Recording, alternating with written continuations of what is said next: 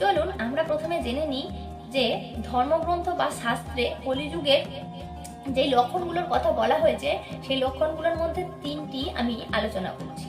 প্রথম হলো টাকা বা ধন সম্পত্তি, অর্থাৎ ধনই হলো বর্তমান যুগের বা এই কলিযুগের সবথেকে বড়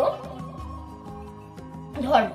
এখানে টাকা দিয়ে সবকিছুর বিচার করা হয়, যার যত বেশি টাকা তার তত বেশি প্রভাব, এমনটাই হবে এই কলিযুগে, আর এমনটা হচ্ছেও। এবার হলো দ্বিতীয়, মিথ্যাই হবে সত্য। চারিদিকে এমন ভাবে মিথ্যাকে পরিবেশিত করা হবে যেন আপনি সত্যটাকে খুঁজেই পাবেন না। মিথ্যাই হবে সবকিছু, মিথ্যা দিয়েই সবকিছু তৈরি হবে। এমনকি সংবাদ মাধ্যম, তথ্য সবকিছুর মধ্যেই থাকবে ভেজাল। 3 নম্বর হচ্ছে ক্ষমা ও ধৈর্যের অভাব।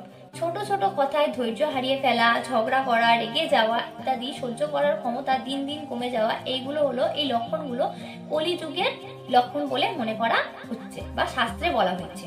এসব থেকে মনে হতেই পারে তবে কি সব শেষ? কিন্তু না, এইখানেই রয়েছে কলিযুগের সবচেয়ে বড় রহস্য।